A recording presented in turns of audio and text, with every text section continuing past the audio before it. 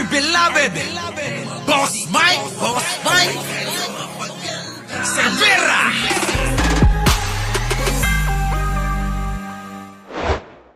Sa RTC Branch 159 na manatili sa ospital si Pastor Apollo Kibuloy na na-diagnose ng pneumonia. Isa yan sa mga niresolba ng... Ayan, ang mga kababayan, na-diagnose ng pneumonia kasi nga mga kababayan, hindi sanay ito matulog sa matigas o manipis na kutsyon.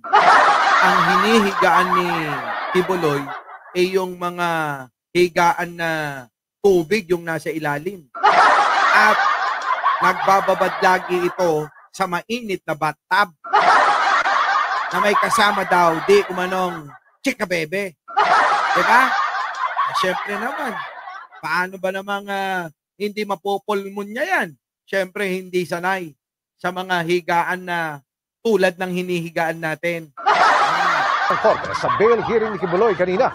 Ayon sa kanyang abogado, magaling na ang pneumonia ni Kibuloy pero... Yun! Buti naman, magaling na si Kibuloy! Wala pa rin anya itong tigil sa pag-ubo. Ako! Wala pa rin pagtigil sa ubo, pero magaling na. Ano kaya yun? Kung inuubo pa rin, hindi pa rin magaling. Malamang, sabi lang, sabi, magaling na, pero nako! Diba?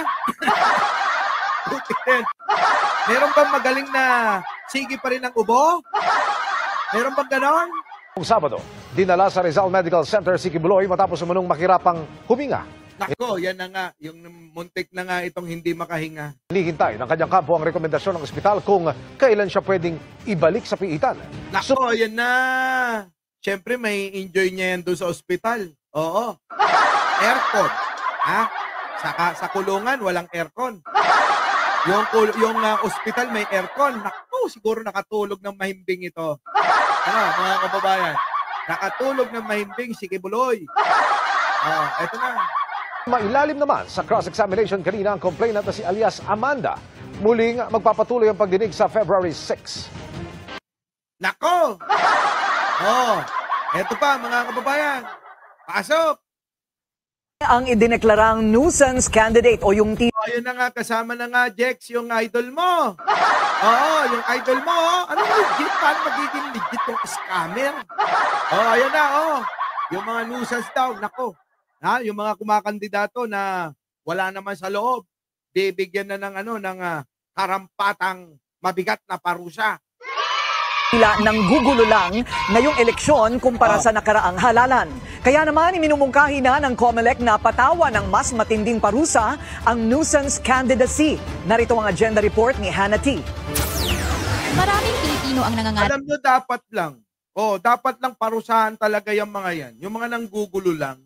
Tulad ni Norman Mangusin. Diba? Nanggugulo lang yan eh. Dapat yung parusahan talaga yan na mabigat. Tumakbo sa halalan. Pero ayon sa Commission on Elections, hindi lahat. Tignan nyo naman. Tulad yan, tatakbong itong ganito. Ano ba naman? Diba? Halata naman nating parang sikulaong lang.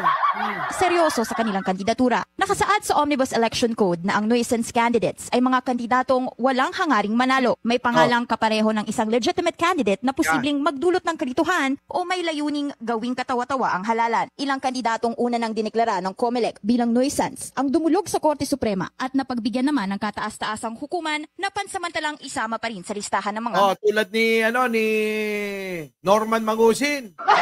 Ay, grabe. Sabi dito. Sabi, legit yan si Marcos. Ano ba? Siya ba kayo nakatira?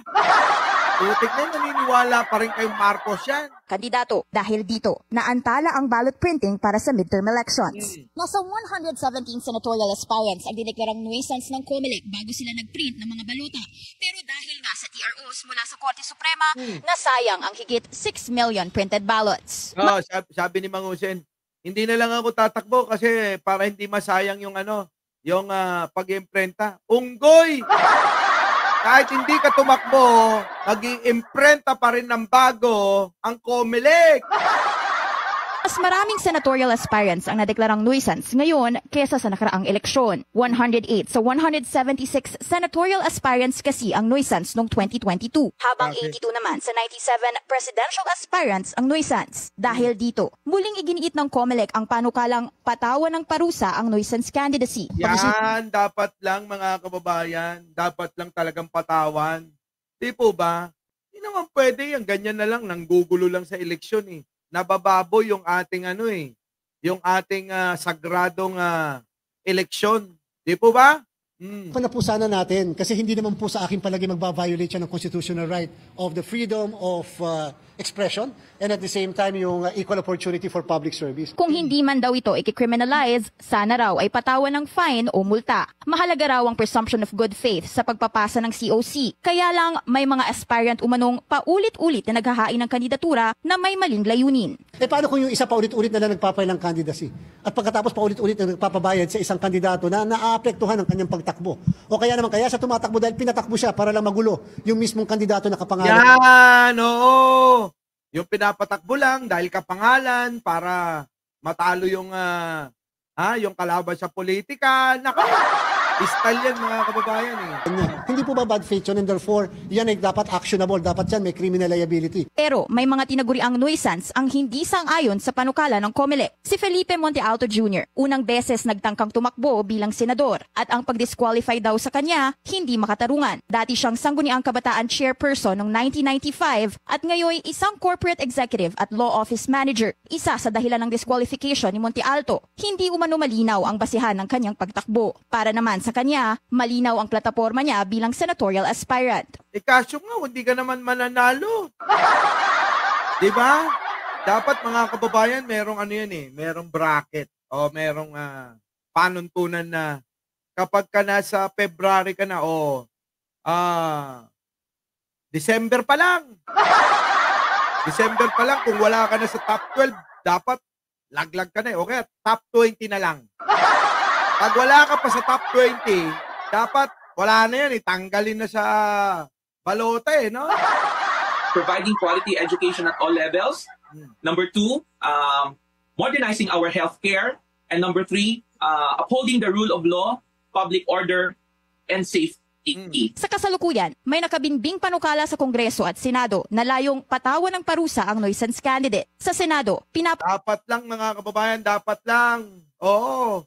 Hindi lang yan. Mamaya talakayin natin yung party list. Panukala ang 50,000 pesos na multa at 1 hanggang 6 na taong pagkakakulong o pareho. Sa Kamara, mga kababayan, dapat dagdagan nyo pa. Kung gawin nyo sanang 6 na taon, mas maganda. naman, 100,000 pesos ang multa at kulong para sa mga mapapatunayang nuisance. Tingin ni Monte Alto, kailangan ng due process para rito. So this, in case these bills are enacted and become a law, then I would surmise, or I suppose that this will be questioned in the Supreme Court as well. Bagamat may nuisance candidates na dapat talagang harangin ng COMELEC, paalala ng kontradaya, kailangang maging maingat ang komisyon sa pagdiskwalipika para hindi malimitahan ang karapatan ng taong makilahok sa halalan. Oh, dapat lang din.